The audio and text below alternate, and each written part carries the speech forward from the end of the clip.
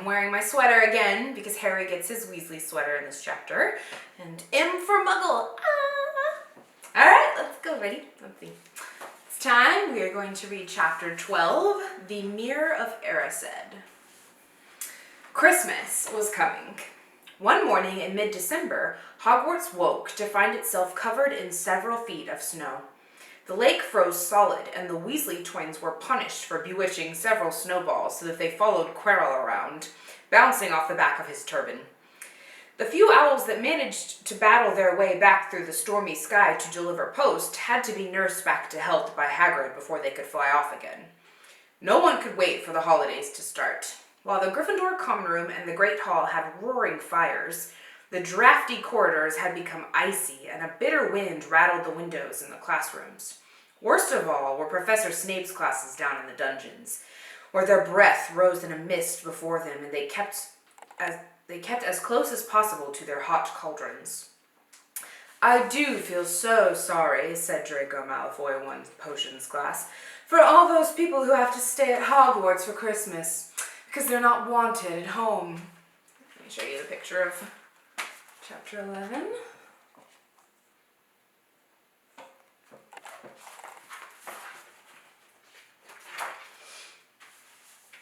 He was looking over at Harry as he spoke. Crabbe and Goyle chuckled. Harry, who was measuring out powdered spine of lionfish, ignored them. Malfoy had been even more unpleasant than usual since the Quidditch match. Disgusted that Slytherin had lost, he had tried to get everyone laughing at how a wide-mouthed tree frog would be replacing Harry as Seeker next. Then he'd realized that nobody found this funny because they were all so impressed at the way Harry had managed to stay on his bucking broomstick. So Malfoy, jealous and angry, had gone back to taunting Harry about having no proper family. It was true that Harry wasn't going back to Privet Drive for Christmas. Professor McGonagall had come around the week before, making a list of students who would be staying for the holidays, and Harry had signed up at once. He didn't feel sorry for himself at all. This would probably be the best Christmas he'd ever had. Ron and his brothers were staying too, because Mr. and Miss Weasley were going to Romania to visit Charlie. When they left the dungeons at the end of potions, they found a large fir tree blocking the corridor ahead. Two enormous feet sticking out at the bottom, and a loud puffing sound told them that Hagrid was behind it. "Hi, Hagrid. Want any help?" Ron asked, sticking his head through all the branches. "Nah, I'm all right, thanks, Ron." "Would you mind moving out of the way?" Oh, let me do that again. "Would you mind moving out of the way?" came Malfoy's cold drawl from behind them. "Are you trying to earn some extra money, Weasley? Hoping to be gamekeeper yourself when you leave Hogwarts, I suppose." "That hut of Hagrid's must seem like a palace compared to what your family's used to." Ron dived at Malfoy just as Snape came up the stairs. "Weasley!" Ron let go of the front of Malfoy's robes. "He was provoked, Professor Snape," said Hagrid, sticking his huge hairy face out from behind the tree. "Malfoy was insulting his family." "Be that as it may, fighting is against Hogwarts rules, Hagrid," Snape said silkily. 5 points from Gryffindor, Weasley, and be grateful it isn't more. "Move along, all of you." Malfoy, Crabbe, and Goyle pushed roughly past the tree, scattering needles everywhere and smirking. "I'll get him," said Ron, grinding his teeth at Malfoy's back. "One of these days, I'll get him." "I hate them both," said Harry, "Malfoy and Snape." "Come on, cheer up. It's nearly Christmas," said Hagrid. "Tell you what, come with me and see the Great Hall. It looks a treat." Got a picture of Ron. This is actually a really cool picture of Ron. He looks good in green. It's my favorite color.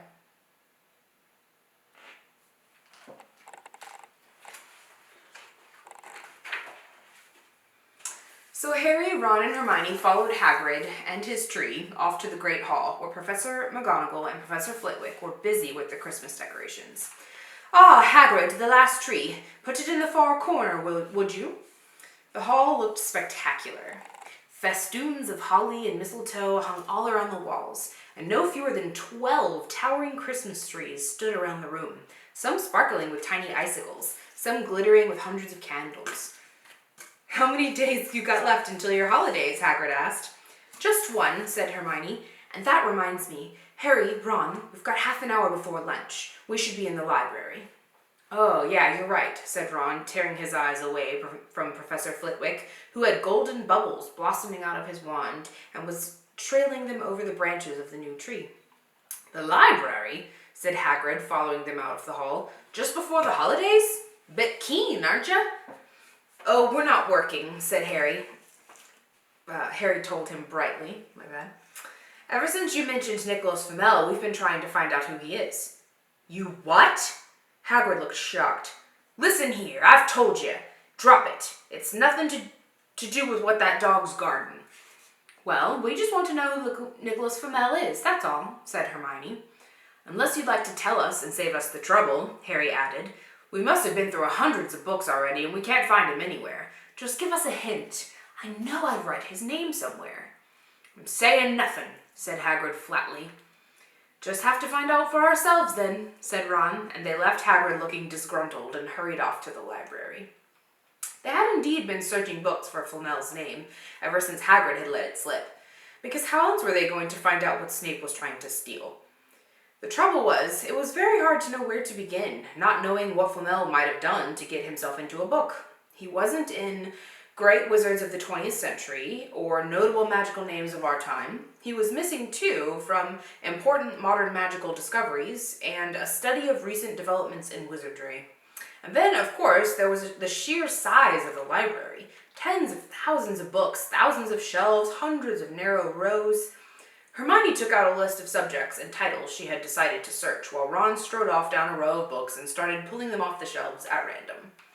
Harry wandered over to the restricted section. He had been wondering for a while if Flamel wasn't somewhere in there. Unfortunately, you needed a specially signed note from one of the teachers to look at any of the restricted books, and he knew he'd never get one. These were the books containing powerful dark magic, never taught at Hogwarts, and only read by older students studying advanced defense against the dark arts. What are you looking for, boy? Nothing, said Harry. Madam Pince, the librarian, brandished a feather duster at him. You better get out, then. Go on, out! Wishing he'd been a bit quicker at thinking up some story, Harry left the library. He, Ron, and Hermione had already agreed they'd better not ask Madam Pince where they could find Flamel. They were sure she'd be able to tell them, but they couldn't risk Snape hearing what they were up to. Harry waited outside in the corridor to see if the other two had found anything, but he wasn't very hopeful. They had been looking for a fortnight, after all, but as they only had had odd moments between lessons, it wasn't surprising they'd found nothing. What they really needed was a nice, long search, without Madam Pince breathing down their necks.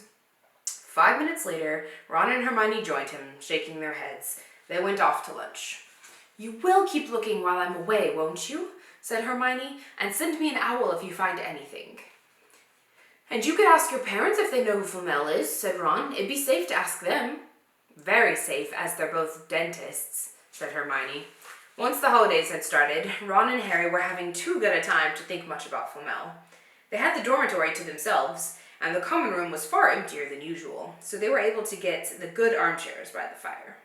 They sat by the hour eating anything they could spear on a toasting fork, bread, crumpets, marshmallows, and plotting ways of getting Malfoy expelled, which were fun to talk about even if they wouldn't work.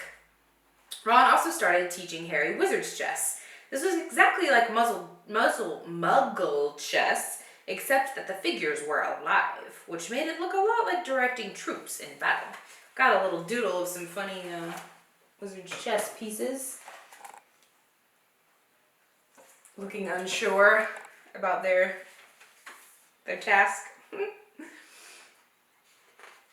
Ron's set was very old and battered. Like everything else he owned, it had once belonged to someone else in his family, in this case, his grandfather. However, old chessmen weren't a drawback at all. Ron knew them so well, he never had trouble getting them to do what he wanted. Harry played with chessmen Seamus Finnegan had lent him, and they didn't trust him at all. He wasn't a very good player yet, and they kept shouting different bits of advice at him, which was confusing.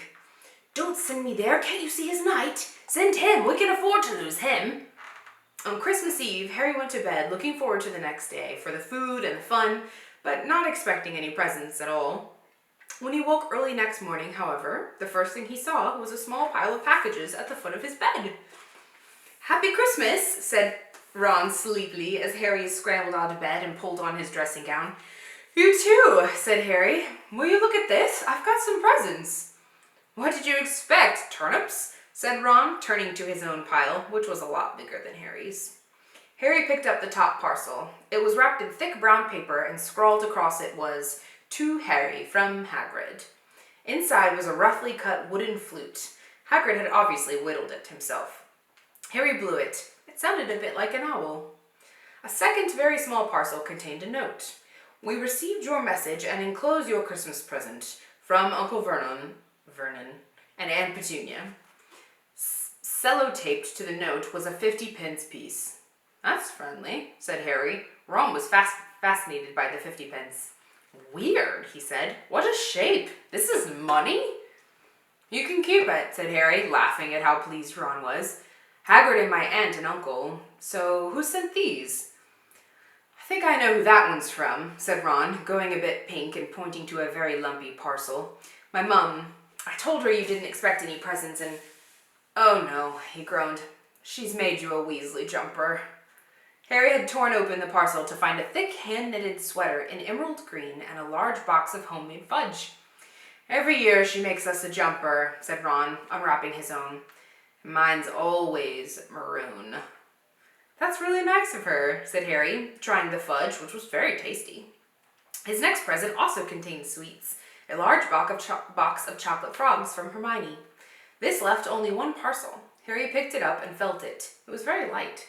He unwrapped it. Something fluid and silvery gray went slithering to the floor, where it lay in gleaming folds. Ron gasped. "I've heard of those," he said in a hushed voice, dropping the box of every flavor beans he'd got from Hermione. "If that's what I think it is, they're really rare and really valuable. What is it?"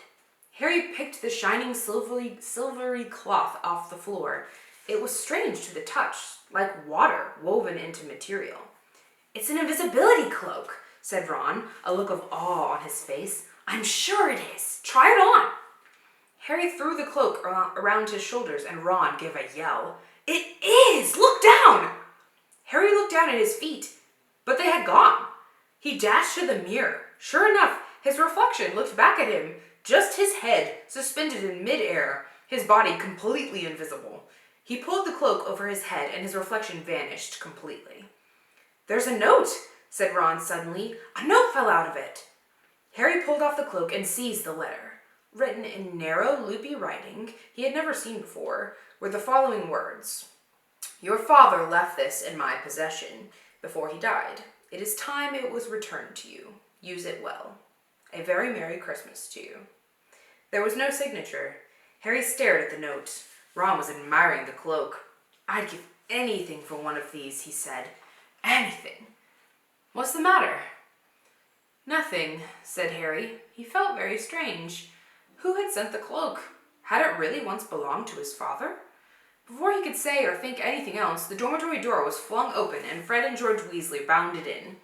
Harry stuffed the cloak quickly out of sight. He didn't feel like sharing it with anyone else yet. "Merry Christmas!"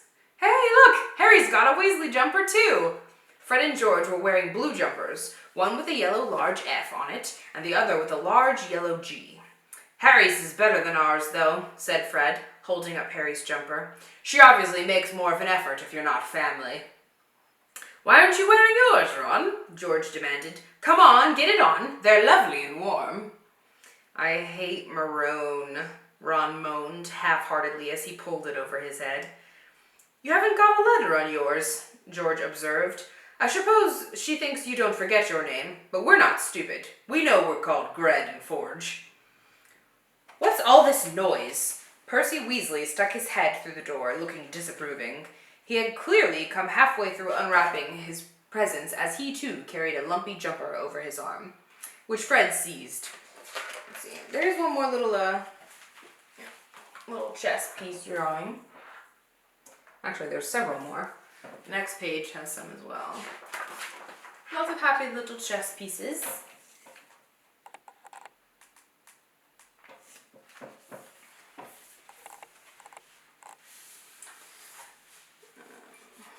As he too carried a lumpy jumper over his arm, which Fred seized. "P for prefect! Get it on, Percy, come on. We're all wearing ours. Even Harry got one.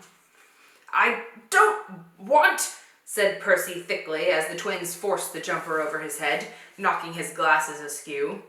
And you're not sitting with the prefects today either, said George. Christmas is a time for family.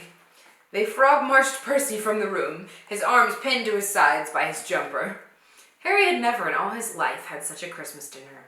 100 fat roast turkeys, mountains of roast and boiled potatoes, platters of fat chipolatas? If anyone knows what that is, please let me know. Tureens of buttered peas, silver boats of thick, rich gravy and cranberry sauce, and stacks of weird crackers every few feet along the table. These fantastic crackers were nothing like the feeble muggle ones the Dursleys usually bought, with their little plastic toys and their flimsy paper hats. Harry pulled a wizard cracker with Fred, and it didn't just bang. It went off like a blast, like a cannon, and engulfed them all in a cloud of blue smoke, while from the inside exploded a rear admiral's hat and several live white mice. Upon the high table, Dumbledore had swapped his pointed wizard's hat for a flowered bonnet and was chuckling merrily at a joke Professor Flitwick had just read him. Flaming Christmas puddings followed the turkey. Percy nearly broke his teeth on a silver sickle embedded in his slice.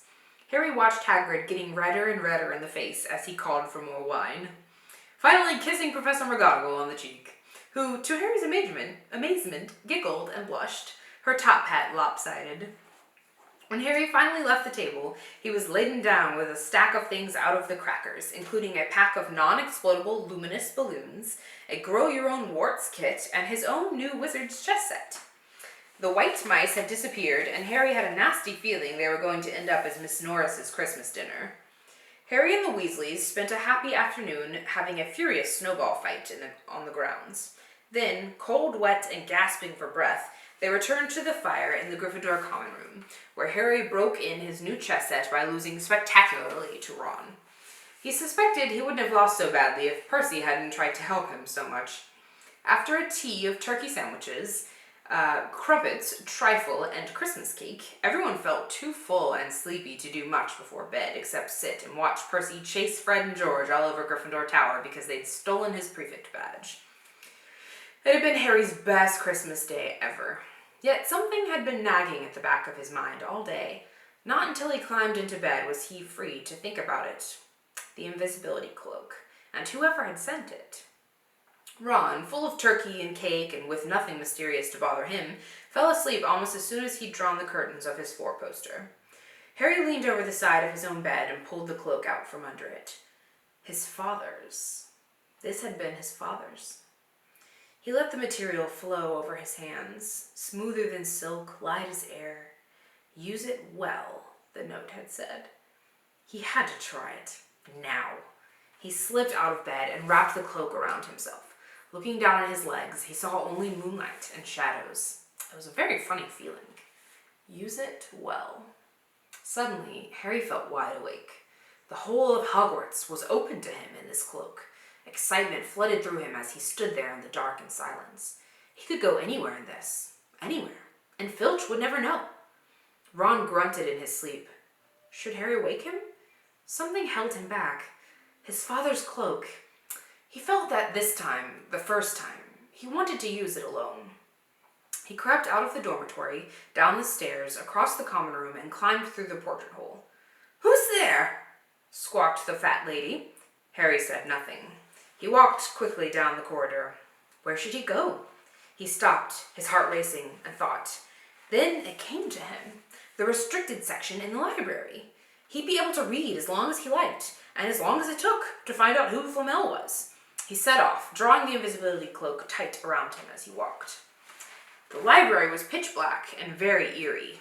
Harry lit a lamp to see his way along the rows of books. The lamp looked as if it was floating along in mid-air, and even though Harry could feel his arms supporting it, the sight gave him the creeps. The restricted section was right at the back of the library. Stepping carefully over the rope which separated these books from the rest of the library, he held up his lamp to read the titles. They didn't tell him much. Their peeling, faded gold letters spelled words in languages Harry couldn't understand. Some had no title at all. One book had a dark stain on it that looked horribly like blood. The hairs on the back of Harry's neck prickled. Maybe he was imagining it, maybe not, but he thought a faint whispering was coming from the books, as though they knew someone was there who shouldn't be. He had to start somewhere. Setting the lamp down carefully on the floor, he looked along the bottom shelf for an interesting-looking book. A large black and silver volume caught his eye. He pulled it out with difficulty because it was very heavy, and balancing it on his knee let it fall open. A piercing, blood-curdling shriek split the silence. The book was screaming. Harry snapped it shut, but the shriek went on and on, one high, unbroken, ear-splitting note. He stumbled backwards and knocked over his lamp, which went out at once. Panicking, he heard footsteps coming down the corridor outside. Stuffing the shrieking book back on the shelf, he ran for it. He passed Filch, almost in the doorway.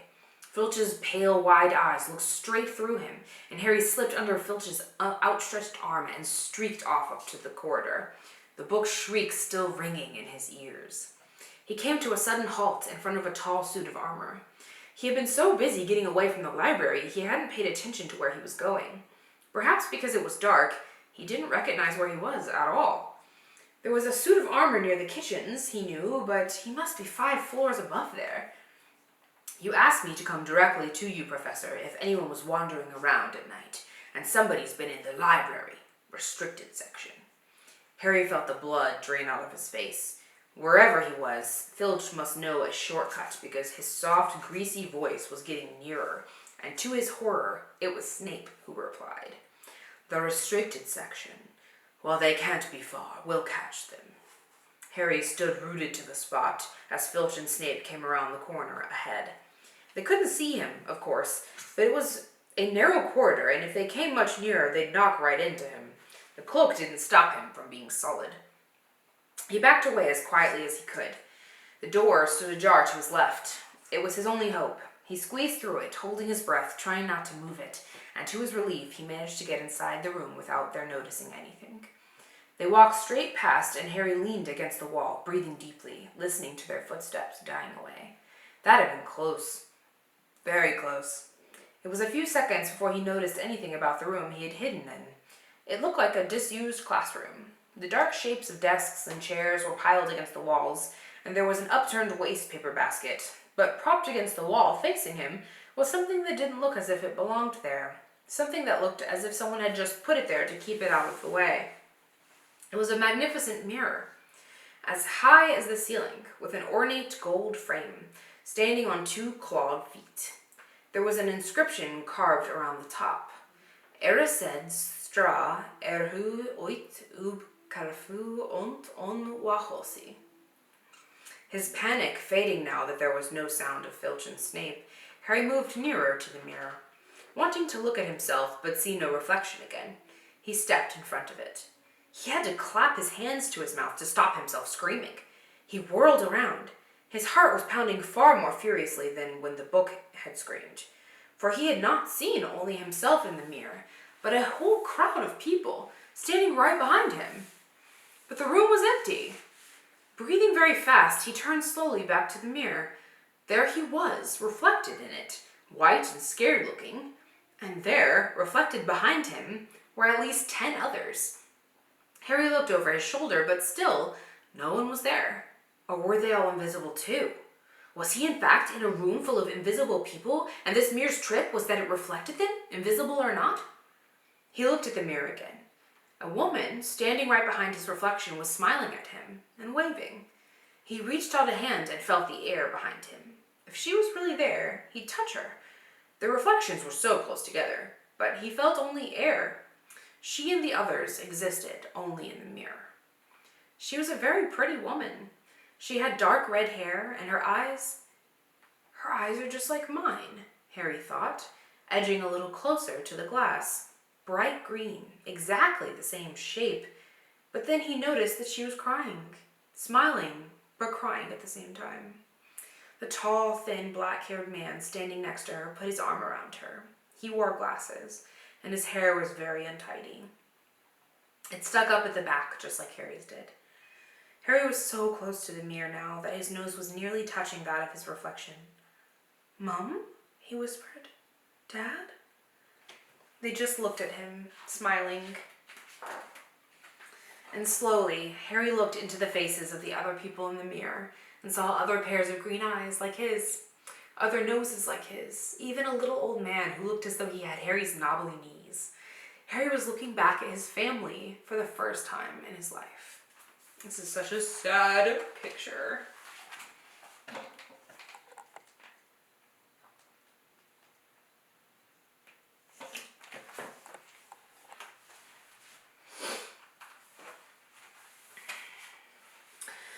The Potters smiled and waved at Harry, and he stared hungrily back at them, his hands pressed flat against the glass as though he was hoping to fall right through it and reach them. He had a powerful kind of ache inside him, half joy, half terrible sadness. How long he stood there he didn't know. The reflections did not fade, and he looked and looked until a distant noise brought him back to his senses. He couldn't stay here. He had to find his way back to bed. He tore his eyes away from his mother's face, whispered, "I'll come back," and hurried from the room. "You could have woken me up," said Ron crossly. "You can come tonight. I'm going back. I want to show you the mirror." "I'd like to see your mom and dad," Ron said eagerly. "And I want to see all your family, all the Weasleys. You'll be able to show me your brothers and everyone." "You can see them any old time," said Ron. "Just come around my house this summer.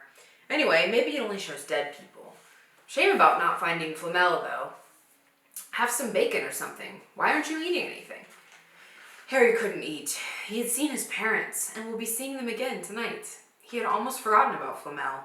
It didn't seem very important anymore. Who cared what the three-headed dog was guarding? What did it matter if Snape stole it, really? "Are you all right?"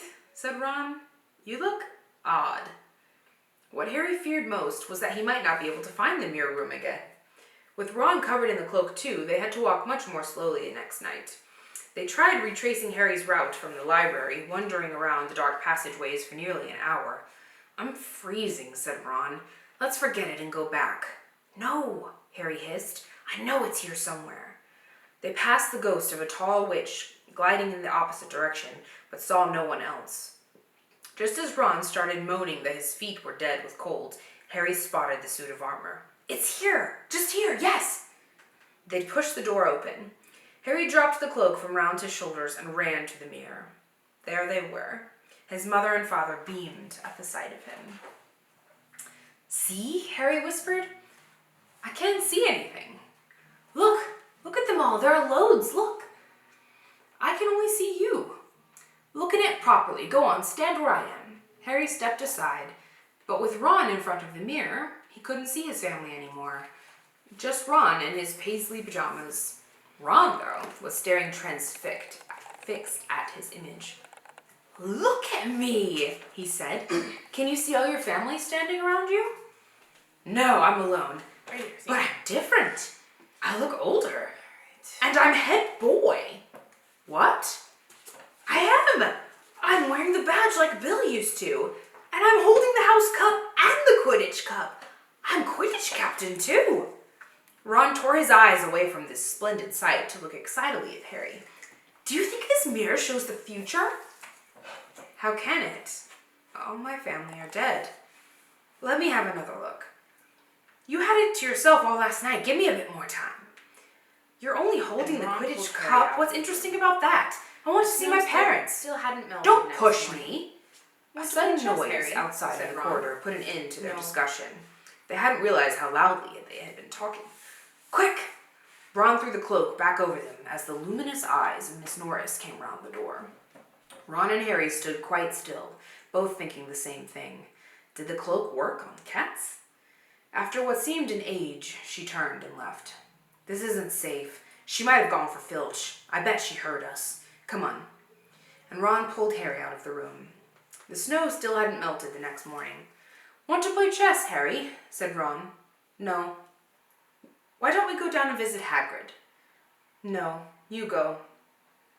"I know what you're thinking about, Harry. That mirror. Don't go back tonight." "Why not?" "I don't know. I've just got a bad feeling about it. And anyway, you've had too many close shaves already. Filch, Snape, and Miss Norris are wandering around. So what if they can't see you? What if they walk into you? What if you knock something over?" You sound like Hermione. I'm serious, Harry. Don't go. But Harry only had one thought in his head, which was to get back in front of that mirror. And Ron wasn't going to stop him. The third night, he found his way much more quickly than before. He was walking so fast, he knew he was making more noise than was wise, but he didn't meet anyone. And there were his mother and father, smiling at him again, and one of his grandfathers nodding happily. Harry sank down to sit on the floor in front of the mirror. There was nothing to stop him staying here all night with his family. Nothing at all. Except. So, back again, Harry. Harry felt as though his insides had turned to ice. He looked behind him. Sitting on one of the desks by the wall was none other than Albus Dumbledore. Harry must have walked straight past him, so desperate to get to the mirror he hadn't noticed him. I didn't see you, sir. Strange how short-sighted being invisible can make you, said Dumbledore, and Harry was relieved to see that he was smiling. Here's a picture of the two of them.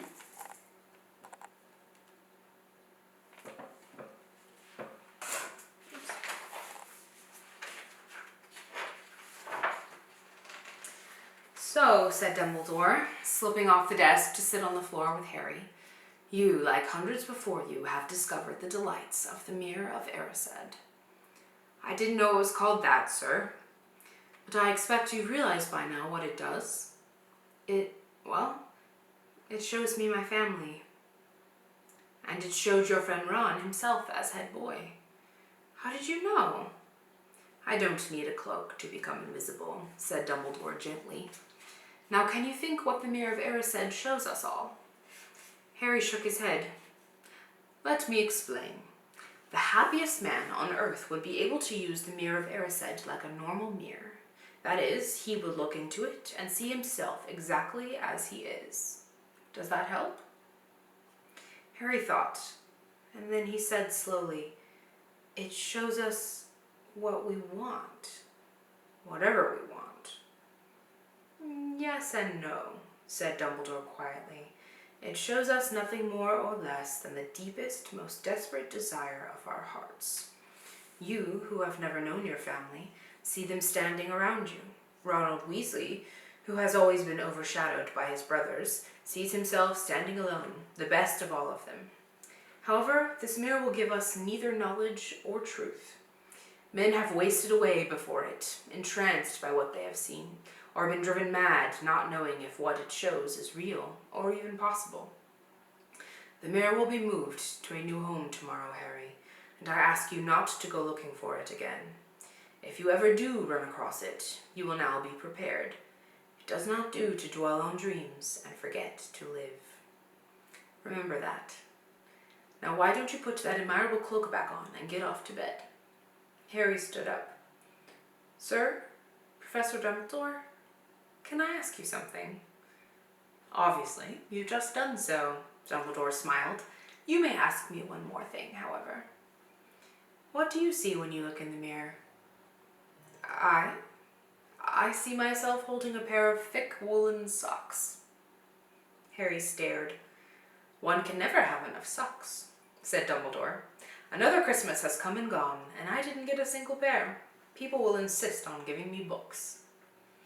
It was only when Harry was back in bed that it struck Harry that Dumbledore might not have been quite truthful. But then he thought, as he shoved Scabbers off his pillow, it had been quite a personal question. Alright, that's it for this chapter. Next chapter will be chapter 13, Nicholas Flamel. That chapter was so emotional. I legit, teared up. It's so sad. I love Harry. I love how he's so humble after all he's been through and all the fame he has. And can you imagine just wanting to see your family? During this time when we're stuck at home and only seeing people through screens, it just really hit me that how badly he wanted to just look at his parents' faces. So sad. Thank you for sharing this journey with me. I will see you next time.